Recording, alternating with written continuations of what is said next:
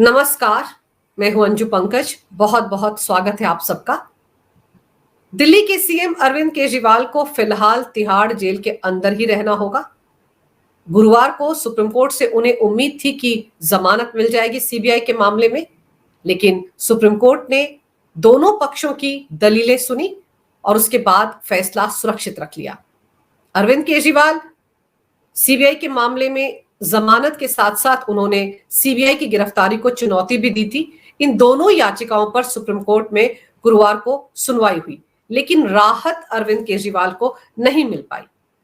लेकिन गौर करने वाली बात यह है कि इस दौरान सुप्रीम कोर्ट के जस्टिस सूर्यकांत ने एक बेहद अहम टिप्पणी की, क्योंकि अरविंद केजरीवाल की याचिका पर दिन भर गुरुवार को सुनवाई हुई थी और सुनवाई के दौरान जस्टिस सूर्यकांत ने कहा कि पूरा दिन हम सिर्फ एक याचिका पर ही सुनवाई करते रहे। क्या कुछ उन्होंने कहा वो मैं आपको बताती हूं। केजरीवाल की जमानत पर सुनवाई करते हुए जस्टिस सूर्यकांत ने कहा कि दोनों पक्षों को सुना जाएगा। जब ईडी की तरफ से additional solicitor general SV Raju ने यह कहा था कि आपने बहुत ज्यादा वक्त दे दिया अभिषेक मनु सिंघवी को, उन्होंने तो विस्तार से अपनी सारी दलीलें रखी, तो ऐसे में उनको भी वक्त चाहिए। तब सुप्रीम कोर्ट में जस्टिस सूर्यकांत की बेंच जो इस मामले की सुनवाई कर रही है, उस बेंच ने कहा कि दोनों पक्षों को सुना जाएगा। लेकिन जस्टिस सूर्यकांत ने यह भी कहा कि हम सोच रहे हैं कि हमें जमानत के एक मामले को कितनी देर तक सुनना चाहिए, कोई लिमिट तय करनी चाहिए कोर्ट को कि कब तक एक मामले पर जमानत याचिका को सुना जाएगा। और फिर उन्होंने आगे कहा, क्या सामान्य लोगों यानी आम लोगों की जमानत पर सुनवाई के लिए भी इतना समय दिया जाता है? क्या एक आम आदमी जब सुप्रीम कोर्ट में जमानत के लिए आता है, क्या उसके मामले की सुनवाई भी इतनी देर तक होती है? आगे जस्टिस सूर्यकांत ने कहा कि एक जमानत के मामले में सुनवाई करते हुए हमारा पूरा दिन निकल गया। हम जितनी संख्या में केसों को निपटा रहे हैं, दूसरे केसों के बारे में भी हमें सोचना चाहिए। ये टिप्पणी अपने आप में बहुत गंभीर है और बहुत ज्यादा चिंताजनक है, क्योंकि अरविंद केजरीवाल दिल्ली के सीएम हैं। उनके वकील जो सीनियर एडवोकेट हैं अभिषेक मनु सिंघवी, वो जब जब अरविंद केजरीवाल के मामले में सुप्रीम कोर्ट में आते हैं, सीजेआई डीवाई चंद्रचूड़ की अदालत में अरविंद केजरीवाल का केस मेंशन करते हैं और उसी वक्त उनका केस लिस्ट हो जाता है। अगले दिन उस मामले पर सुनवाई हो जाती है और चूंकि वो सीएम है, उनकी प्रशासनिक जिम्मेदारियों का हवाला दिया जाता है, वो संवैधानिक पद पर बैठे हुए हैं, इसलिए उनके मामले को सुना जाना चाहिए, इस तरह की दलीलें दी जाती हैं। और फिर अदालत में उनकी जमानत याचिका पर घंटों जिरा होती रहती है, बहस होती रहती है। और उसी बहस पर चिंता जताई जस्टिस सूर्यकांत ने। आम आदमी को ऐसी सहूलियत नहीं मिलती है, ये खुद मान रहे हैं जस्टिस सूर्यकांत, क्योंकि मनी लॉन्ड्रिंग के मामले में अगर कोई आम आदमी गिरफ्तार होता है तो उसको जमानत मिलने में बहुत वक्त लग जाता है। उसका मामला निचली अदालत से, दिल्ली हाई कोर्ट से सुप्रीम कोर्ट पहुंचने में महीनों लग जाते हैं। उसके मामले को इस तरीके से कोई सीनियर एडवोकेट सीजेआई की अदालत में मेंशन नहीं कर पाता है। सिर्फ और सिर्फ अरविंद केजरीवाल को ये प्रिविलेज इसलिए मिल रहा है क्योंकि वो दिल्ली के सिटिंग सीएम हैं। भ्रष्टाचार के आरोप लगने के बावजूद उन्होंने अपने पद से इस्तीफा नहीं दिया। क्या उन्होंने इसीलिए अपने पद से इस्तीफा नहीं दिया था ताकि समय पड़ने पर अदालत में वो अपने संवैधानिक पद का रोना रोकर अपने लिए मनमाफिक फैसला हासिल कर सके, अपने मामले की सुनवाई के लिए ज्यादा समय मांग सके और उनके मामले को प्रायोरिटी पर सुना जा सके? जिस तरीके से जस्टिस सूर्यकांत ने कहा है कि इतना वक्त किसी एक जमानत के मामले को शायद उन्होंने आज तक नहीं दिया। यह अपने आप में पहला ऐसा मामला होगा जहां पर सिटिंग सीएम 5 महीने से जेल के अंदर बंद है और उसके मामले पर, सीबीआई से जुड़े उसके मामले पर इतनी लंबी चौड़ी जिरा हुई।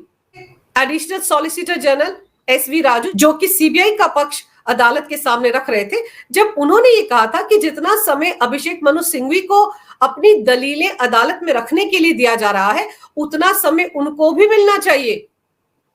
वो कोई एक्स्ट्रा ऑर्डिनरी व्यक्ति तो नहीं है, यानी कि वो अरविंद केजरीवाल की बात कर रहे थे कि वो भी कानून की नजर में एक आम आदमी है, तब कोर्ट की तरफ से कहा गया कि दोनों पक्षों को वो समय देंगे और दोनों पक्षों की दलीलों को पूरा सुनेंगे। और तभी जस्टिस सूर्यकांत ने इस बात पर चिंता जताई कि ऐसा कैसे चल सकता है जिस अदालत के सामने लाखों केस पेंडिंग है, बहुत से लोग ऐसे हैं जिनको तारीख पर तारीख मिलती है, जिनके मामलों को अदालत में पहुंचने में सालों लग जाते हैं, निचली अदालतों में मामले चलते रहते हैं, फिर हाई कोर्ट पहुंचते हैं और फिर सालों बाद जब सुप्रीम कोर्ट में पहुंचते हैं तो भी उनको तारीख पर तारीख मिलती है। लेकिन अरविंद केजरीवाल जैसे वीआईपी आरोपी के मामलों की सुनवाई सुप्रीम कोर्ट में भी बड़ी जल्दी होती है और उनको बहुत ज्यादा वक्त भी दिया जाता है। और गौर करने वाली बात यह है कि सुप्रीम कोर्ट में जस्टिस सूर्यकांत की ये टिप्पणी अदालत के समय और संसाधनों के उपयोग पर एक प्रकार की नाराजगी और चिंता को जताती है, क्योंकि पूरे दिन की सुनवाई केवल एक व्यक्ति की जमानत याचिका पर केंद्रित रही। घंटों लगे अरविंद केजरीवाल की जमानत पर सुनवाई के लिए सुप्रीम कोर्ट में गुरुवार को। यह विशेष रूप से तब और भी ज्यादा महत्वपूर्ण हो जाता है जब अदालत के पास अन्य कई महत्वपूर्ण मामलों की सुनवाई भी होनी होती है। इस टिप्पणी से यह भी संकेत मिलता है कि सुप्रीम कोर्ट के जजों ने खुद महसूस किया है कि केजरीवाल के मामले में जितना समय लगा वो एक वीआईपी शख्स को खास प्रिविलेज देने जैसा है, जो आम नागरिकों के मामलों में होता ही नहीं है। जस्टिस सूर्यकांत का यह बयान अदालत के समय की अहमियत को भी रेखांकित करता है और इस बात की तरफ भी साफ इशारा करता है कि सभी मामलों को समान महत्व दिए जाने की जरूरत है, चाहे वो व्यक्ति समाज के किसी भी दायरे से हो। और ये टिप्पणी उन्होंने क्यों की होगी? क्योंकि जस्टिस सूर्यकांत भी तो देख रहे हैं कि अरविंद केजरीवाल के मामले कितनी तेज रफ्तार से अदालत में आ रहे हैं। ईडी के मामले में उनकी जमानत याचिका पर कितनी बार सुनवाई हुई सुप्रीम कोर्ट में। आपको याद होगा कि जस्टिस संजीव खन्ना की बेंच ने अरविंद केजरीवाल को 21 दिन की अंतरिम जमानत दी थी चुनाव प्रचार करने के लिए लोकसभा चुनाव के दौरान। उस दौरान भी लंबी लंबी बहसबाजी हुई। अरविंद केजरीवाल ने तो अंतरिम जमानत मांगी भी नहीं थी, लेकिन फिर भी उनको अंतरिम जमानत दी चुनाव प्रचार के लिए जस्टिस संजीव खन्ना की अदालत ने। कई सवाल तब भी उठे थे। सवाल यह भी उठा था कि अरविंद केजरीवाल वीआईपी आरोपी हैं, दिल्ली के सीएम हैं, क्या इसलिए उनको ये प्रिविलेज दिया गया? क्या इसलिए उनको अंतरिम जमानत दी गई चुनाव प्रचार के लिए? और वो भी तब जब उनको अंतरिम जमानत मिलने के बाद दिल्ली के पूर्व डिप्टी सीएम मनीष सिसोदिया, जो पिछले 1.5 साल से तिहाड़ जेल में बंद थे, उन्होंने भी चुनाव प्रचार करने के लिए अदालत का दरवाजा खटखटाया था। उन्होंने भी कहा था कि उनको भी जमानत दी जाए ताकि वो पार्टी का प्रचार कर सके लोकसभा चुनाव के दौरान, लेकिन उनको कोई राहत नहीं मिली। ऐसी ही मांग झारखंड के सीएम हेमंत सोरेन ने की थी। वो भी मनी लॉन्ड्रिंग के मामले में जेल में बंद थे। उन्होंने भी अदालत का दरवाजा खटखटाया था कि वो भी चुनाव प्रचार करना चाहते हैं, उनको भी जमानत दे दी जाए, लेकिन उनको भी जमानत नहीं मिली थी। ये खास प्रिविलेज सिर्फ और सिर्फ दिल्ली के सीएम अरविंद केजरीवाल को मिला था। सवाल उस वक्त भी उठे थे। हालांकि जस्टिस संजीव खन्ना ने ये सफाई दी थी कि उन्होंने हालात को देखते हुए, अपने विवेक का इस्तेमाल करते हुए अरविंद केजरीवाल को 21 दिन की अंतरिम जमानत दी थी। लेकिन अरविंद केजरीवाल के मामले में ये देखा गया है कि उन्होंने, चाहे राउज एवेन्यू कोर्ट हो या दिल्ली हाई कोर्ट हो, हर बार जब उनकी जमानत याचिका पर, चाहे वो ईडी के मामले में हो या सीबीआई के मामले में हो, या फिर जब उन्होंने ईडी की गिरफ्तारी को चुनौती दी थी दिल्ली हाई कोर्ट में वो मामला हो, या सीबीआई के मामले में जो उनकी गिरफ्तारी हुई थी उसको चुनौती दी थी दिल्ली हाई कोर्ट में, इन सभी मामलों में बहस के दौरान उन्होंने अपने सीएम होने के मुद्दे को उठाया है। उनके वकील की तरफ से कहा गया है कि वो सिटिंग सीएम है, संवैधानिक पद पर बैठे हुए हैं, इसलिए उनके मामले में इस तरह की नरमी बरती जानी चाहिए क्योंकि उनकी प्रशासनिक जिम्मेदारियां हैं। इस बात को अदालत को समझना चाहिए। आपको याद दिलाती हूं कि इस मामले में कोर्ट, दिल्ली हाई कोर्ट में क्या हुआ था। दिल्ली हाई कोर्ट की जस्टिस स्वर्ण कांता शर्मा ने भी अरविंद केजरीवाल के मामले में टिप्पणी करते हुए कहा था कि मुख्यमंत्री का पद एक संवैधानिक पद है और मुख्यमंत्री को कानून के तहत किसी विशेष रियायत की आवश्यकता नहीं होनी चाहिए। ये तब है जब अरविंद केजरीवाल को ये डर सताने लगा था कि शायद ईडी उन्हें गिरफ्तार कर ले, और वो 21 मार्च 2024 को दिल्ली हाई कोर्ट पहुंचे थे। उन्होंने ये कहा था कि वो ईडी के सामने पूछताछ के लिए हाजिर हो जाएंगे, लेकिन उनकी गिरफ्तारी ना की जाए। तब दिल्ली हाई कोर्ट की जज जस्टिस स्वर्ण कांता शर्मा ने ये टिप्पणी की थी। उन्होंने कहा था कि मुख्यमंत्री को कानून के तहत किसी विशेष रियायत की आवश्यकता नहीं होनी चाहिए। उन्होंने ये भी कहा था कि कानून सभी के लिए एक समान है, चाहे वो आम नागरिक हो या फिर मुख्यमंत्री जैसे महत्वपूर्ण संवैधानिक पद पर आसीन व्यक्ति हो। उन्होंने ये स्पष्ट किया था कि किसी भी संवैधानिक पद पर आसीन व्यक्ति को कानून के तहत समान रूप से जिम्मेदार ठहराया जाना चाहिए और उनके लिए कोई विशेष छूट या रियायत नहीं होनी चाहिए, जब तक कि ऐसा करना जरूरी ना हो। और जस्टिस स्वर्ण कांता शर्मा की इस टिप्पणी का सिर्फ और सिर्फ एक ही मकसद था कि ये भरोसा लोगों के बीच जाए कि अदालत में अरविंद केजरीवाल को विशेष प्रिविलेज नहीं मिल रहा है। लेकिन अरविंद केजरीवाल तो यही चाहते थे, वहां पर तो वो यही दलील दे रहे थे कि वो सिटिंग सीएम है दिल्ली के, ऐसे में वो उनकी बड़ी जिम्मेदारियां हैं, दिल्ली की जनता के प्रति प्रशासनिक जिम्मेदारियां हैं, अगर वो गिरफ्तार हो जाते हैं तो काम कैसे चलेगा। इसलिए उन्होंने ये कोशिश की थी कि ईडी उन्हें गिरफ्तार ना करे और वो ईडी के सामने पूछताछ के लिए हाजिर हो जाएंगे। और फिर गुरुवार को जब अरविंद केजरीवाल की जमानत को लेकर सुप्रीम कोर्ट में लंबी चौड़ी बहस हुई तो उनके वकील अभिषेक मनु सिंघवी की तरफ से कहा गया कि अरविंद केजरीवाल दिल्ली के सीएम है, संवैधानिक पद पर है, ऐसे में वो कहीं भागकर तो जा नहीं सकते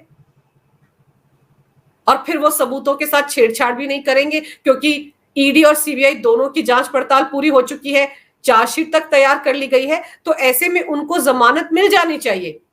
और वहां पर भी उनके संवैधानिक पद पर होने की बात को दोहराया गया था। यहां समझने की जरूरत है कि हमारे देश में करीब करीब 5 से 6 करोड़ मामले अदालतों में पेंडिंग पड़े हुए हैं।